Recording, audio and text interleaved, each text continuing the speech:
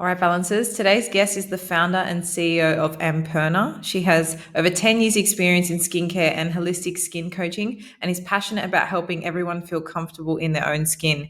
We met through an alliance through ESFit and AMPERNA, which was a really nice connection. And I'm really excited to chat and get to know you a little more. So Kiri, a warm welcome to the Balance Theory podcast. Thanks for having me.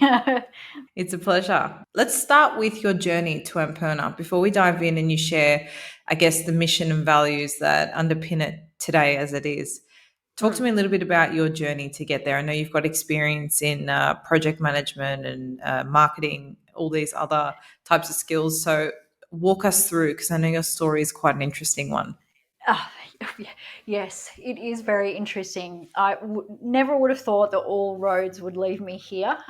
So my background originally was visual arts. I studied visual arts and I realized very quickly that that wasn't going to pay the bills. So I did a little bit of a segue into graphic design.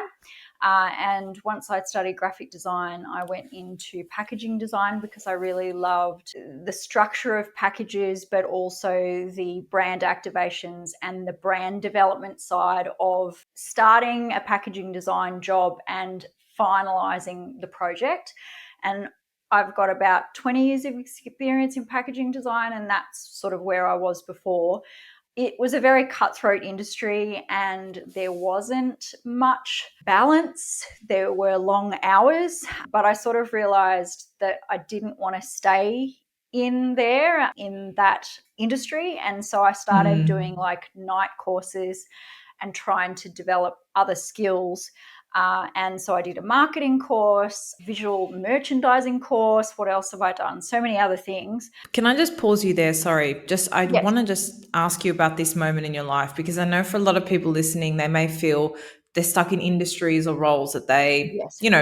doesn't make their heart jump for joy. They are thinking, okay, well, Yep. what else can I do? And you just said Yep. you just kind of opened up your mind and went and did you upskilled in other areas, right? How did you Yes. actually get to land on what to upskill in? Like, did you follow something you had a passion in? Did you just keep it quite open? Because I think it's quite daunting to kind of accept that you want to be curious about other things, but then also to know like what to do. I think that's sometimes like not spoken about enough. Yeah, so the challenge, firstly, when I got into packaging design was trying to find a career that you could make money in that was creative. So I knew that I wanted to do something creative. So I guess the way that I chose to upskill after hours and on weekends was trying to find things that linked to the industry I was in that had a relation to it, like marketing or Like little uh, tangents off what you were little doing. tangents off what I was doing, like Instagram management, or Sure. like I did more on photography or something like that. I guess it was courses that weren't too expensive, that still broadened my horizons, that would be of benefit, but there wasn't any pressure for me. Like, Yeah. Yeah. because there's already pressure. People may not want to be in the industry that they're in. Um, so you don't want to put undue pressure on yourself by doing something that you've got to get another degree in, maybe. It's Yeah, not I think that's a good point. necessary. Yeah, yeah, I think that's really interesting. Like often we think, okay, I want to just start a side hustle or follow this hobby or do that, and that seems quite onerous sometimes. But the simple cue or just thought, I guess, of what can I upskill in and just potentially see where that goes. I think you lose nothing, right? You upskill, you may like it, you may not, but you learn something, and it's like you said, not necessarily a whole degree. So I think that's really interesting for anyone listening who feels a bit stuck, like maybe just thinking, where can they upskill in, like off the back of things they're already doing to just be a bit curious, I suppose. But sorry, go on. You were about to share where that now led you to. Yeah, no, no dramas. So, yeah, so I've done project management. I started upskilling, doing different things, and I, of all things, became a marketing slash social media teacher part time after hours. And then I really realized I didn't want to be where I was. And my father started to get sick. So he started to be more difficult and he'd never looked after himself. And him being sick sort of coincided with me really not wanting to be in the industry that I was in. He went downhill very quickly. He separated from my mother, and that was obviously stressful for him, but he'd been a workaholic, and mum was the stay-at-home mum, so he didn't know how to look after himself. And he didn't look after himself anyway. He smoked like a chimney. I used to say he ate butter on his bread on his butter, sorry, other way around, bread on his butter, because he just, and like drank Coke and just really didn't look after himself. But he passed away, he got sick and passed away in a year and a half. And my Wow. husband and I, yeah, looking back, I don't actually know how I handled it. Clearly I didn't handle it, because that's why I was sick, and that's why we're here today. But he, yeah, went downhill, passed away in a year and a half. And my husband and I, because he wasn't nice to people, everyone just washed their hands of him. So my husband and I were his sole carers. But of course, that was extremely stressful. I can And imagine. I was already stressed with my not wanting to work in the industry that I was in. And so it all sort of compounded. I took medication that I wouldn't normally have taken if I wasn't looking after Dad. I had reactions to the medications that I was given. Part of the medication was for my stress. The other part was for my skin, because I have extremely sensitive skin. And part of that medication was a steroid. So the stress, my hormones, the medications, basically at the same time my father went into hospital, I went into hospital, my dad didn't come out, and I came out. So yeah, super stressful. I had severe pustular acne on the bottom of my face, and in my CV, there's a big gap of 9 months because I actually had to take a career break. And it's not like I wasn't looking after myself, because, like, overall, because Mm-hmm. I'm a sporty person. I like to eat well. It's just that I shouldn't have stopped looking after myself Mm. whilst I looked after Dad. Yeah. I lost myself, really. Yeah, yeah. I Yeah. think and thank you so much for diving deep and taking us through, because it sounds like a really hard time in your life. So I'm Mm, really grateful you've opened up and shared that, because I think a lot of people can relate, not necessarily to exactly what you've been through, but the feeling and the place where everything feels like it's going chaotic all at once, and you feel like you're just losing control of all the balls of your life all at once. And you said mm, something really interesting just then. You said, I shouldn't have stopped looking after myself when I was looking after my dad. And I think when it comes to the whole concept of life balance, and a big like driving force behind this whole theory and this whole podcast, is to arm people with this knowledge through experience, right? I mean, it's not something we're taught in school, and we can't beat ourselves up for not knowing this stuff back on. We often learn this stuff through experience. But mm, in hindsight, the balance theory says that you've got your health, your relationships, and then your category of fulfillment. So in your case, right, mm. you went all in on the area of your relationships. You prioritized your family, a family bond to protect and look after your father at the detriment of the other two areas. You had to take a career break, and obviously your health went on pause. With that knowledge, I mean, I'm sure now you have a very different approach to how you do things, and I'm excited to kind of chat to that as well. But I think this offers a really beautiful reflection to other people who may be going through something really difficult, right? And I always say to people, there's nothing wrong with feeling like you want to go in on an area of your life completely. Whether that be you've got a new business and you just want to give it everything, or you have a health problem and you need to run and protect that. But the reality is, and I feel where we go wrong is we fall off balance, we fall off track when we completely neglect an area. So when we completely neglect our relationships, or we completely neglect our health, it's often not worth us going all in on another area. We need to find a way to say, okay, what's the absolute bare minimum I can do for my health every day to just keep it active so I don't fall down that slippery slope. And I think in moments when we feel that chaos, it's probably because one of the areas of our life are being completely neglected. Yeah. So I guess I just wanted to, off the back of your story, share that because it aligns really nicely with what we talk about. And I mean, it's easy talking about it now. I know it's a lot harder in practice when these things are happening. But it's good point to reflect on, for anyone going through that, or just something to keep in the back pocket for a moment that may come up in your future. Just always think, what's the bare minimum I can do to keep my health or my priorities alive whilst I choose to make this other area a big priority or go all in on that. So talk to me about, you've had this massive experience, this, I guess, life-changing experience for you. Did you then go back into your industry, or what was sort of next for you after that? Yeah, so after I was discharged from hospital, I stayed in hospital for a month. After I was discharged from hospital, I knew that I couldn't let myself get to that stage again. And I knew that I didn't really want to go back into the industry that I wanted to go back, that I'd been in. But I didn't actually know. Firstly, I didn't know how I was going to get well again because I was offered more drugs and I'd already had side effects to drugs. And I'm like, no more drugs. And then I'm like, well, what are the principles of holistic wellness? And so I really drilled down on those. The process to holistic wellness for me included exercise, eating really well. I had severe leaky gut, so I learned all about leaky gut, the anti-inflammatory eating.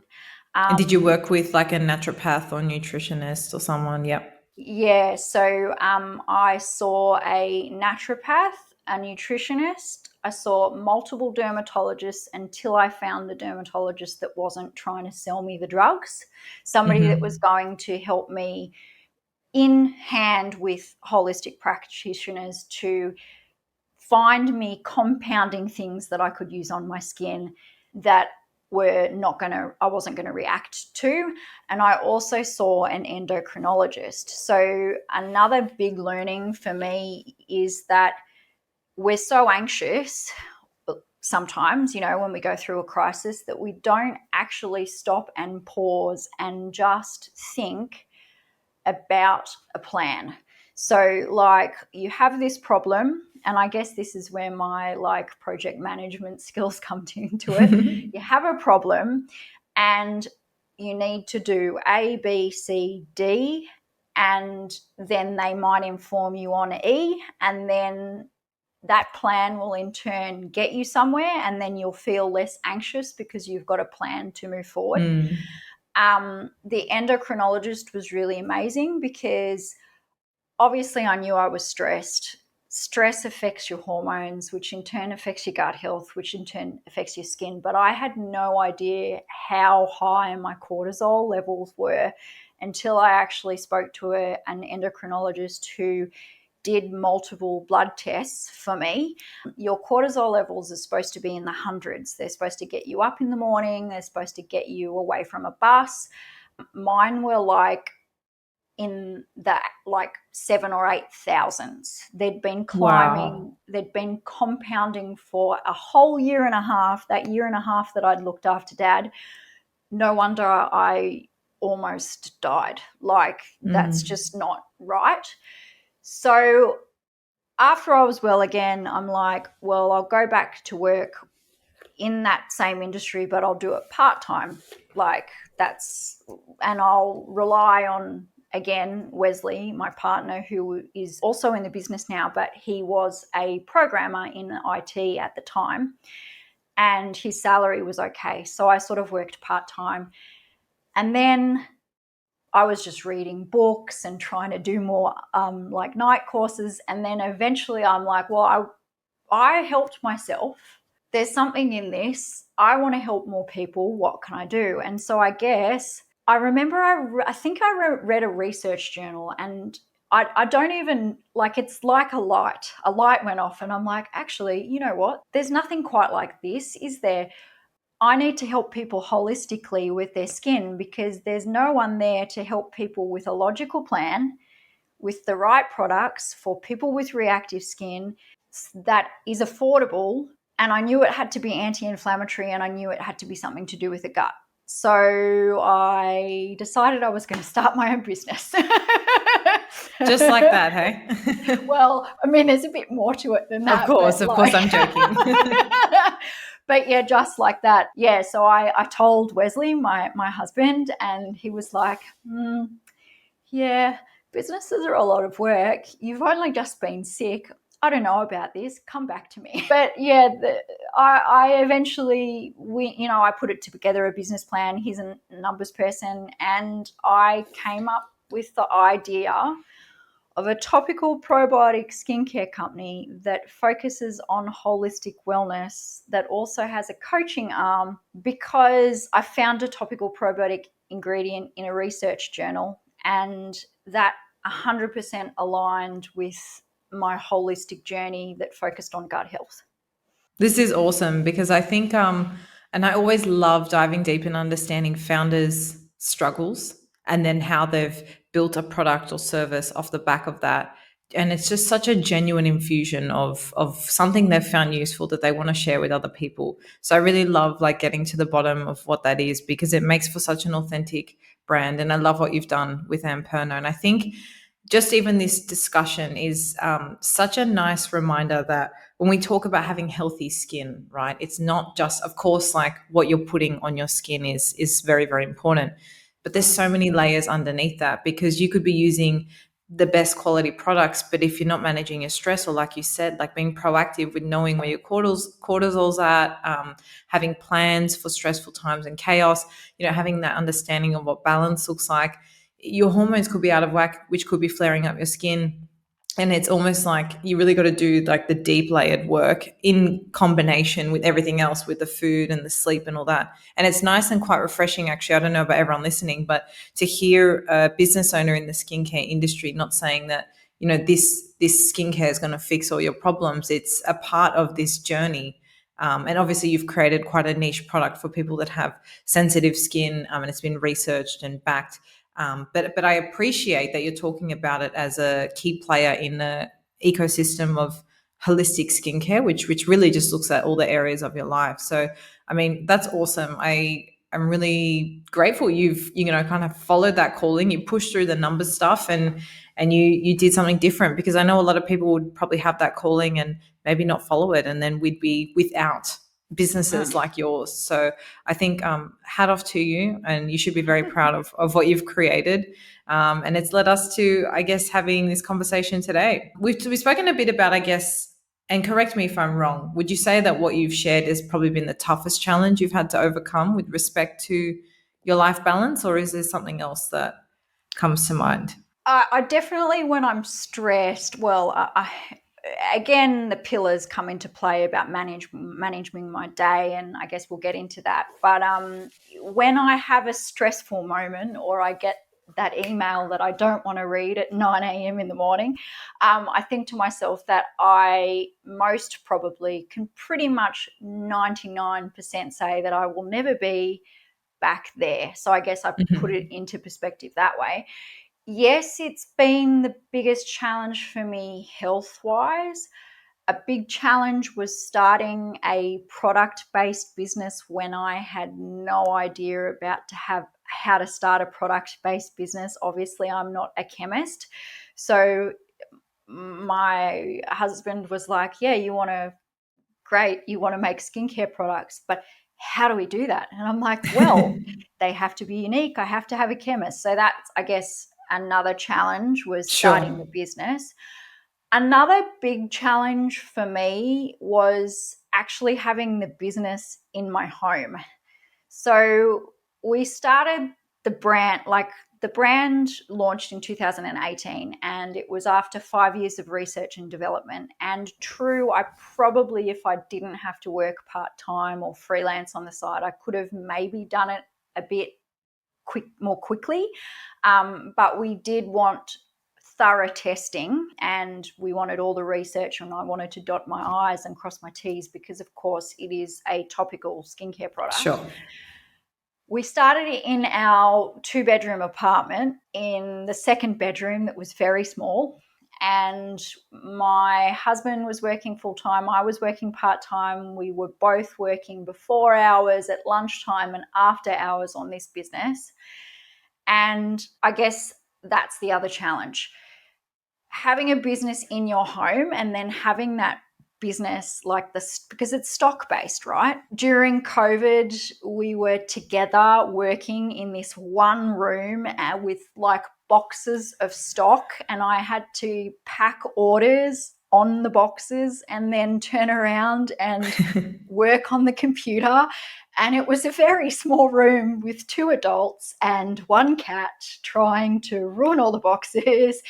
And we moved during COVID. Thankfully, the rents were a bit more palatable to a larger 4-story house so that we could have two levels for the business and two levels for home. So the stock, Yeah. we then got stock room.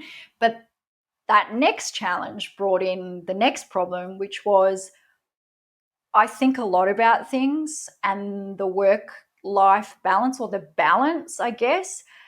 At some times I lost it because I was thinking about what I needed to do. I'd wake up and there were not enough boundaries in place, and I would just come downstairs and I couldn't sleep, so I most well work, and then the hours got longer and longer and longer. So that's the other challenge. Yeah, for sure. I think it's very I think we should normalize the idea that challenges are almost just like the next step to the next level, right? Like it's a life without challenges for me is like no growth, right? And I know they're tough in the moment, but we always look back and go, that was a pivot moment, or that was, step on to the next.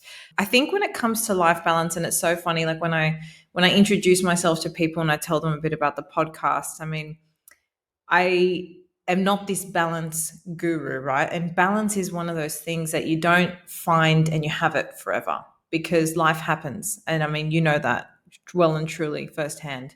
Life happens. It's about, I think, more bringing that awareness to when it's happening. So, for a really good example, I generally have a quite a tight, rigid morning routine, right? I like to meditate, exercise, eat all before I even check my social media and jump on my laptop. Last week I haven't meditated. And I've definitely felt that. I've felt the lack of it throughout my day.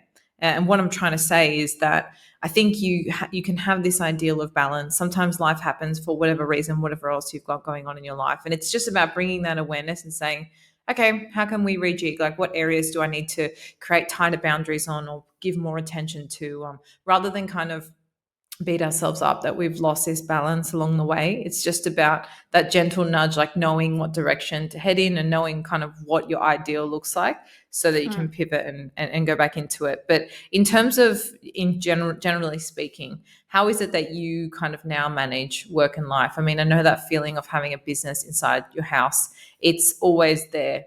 It's kind of like everyone when they were working from home, right? The separation wasn't really there. It's like there was this always on culture, and I can definitely relate with having a business in the second bedroom. So Yeah. how do you, I guess, now go about managing work and life? Do you have clear boundaries that you live by? Any like techniques or tips that you use to help you plan out your day? I'd love to just know a bit about that.